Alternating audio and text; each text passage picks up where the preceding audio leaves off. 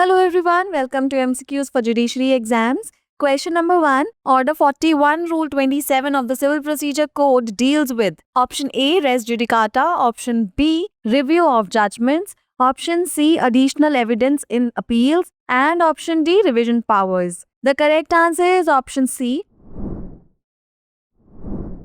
The Supreme Court recently in Iqbal Ahmed by LRs and another versus Abdul Shakur stated that this rule in the CPC governs when and how party can introduce new evidence in an appellate court, allowing for additional evidence only in exceptional circumstances where they were unable to produce it during the original trial despite due diligence.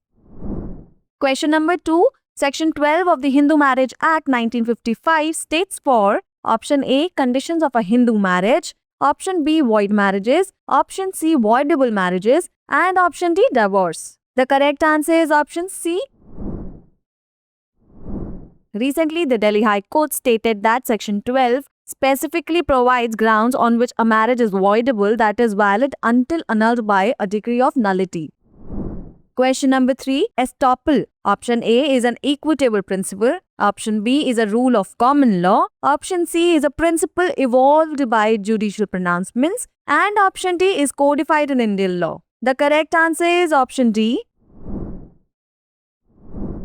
Estoppel is a combination of principles. It's an equitable principle that prevents injustice but is also codified in Indian law under Section 115 of the Indian Evidence Act, and it has been evolved by judicial pronouncements in English common law and Indian courts, leading to different forms like promissory estoppel. Question number 4. A bank has loaned money to B on 2nd of January 2015. The limitation available to the bank for suing for recovery of said monies from B expires on option A. 1st January 2018, option B. 2nd January 2018, option C. 3rd January 2018, and option D. 2nd January 2016. The correct answer is 1st January 2018. For a suit for recovery of money, the limitation period in India is typically 3 years. Since the loan was given on 2nd of January 2015, the 3-year period expires at the end of January 1, 2018. Question number 5.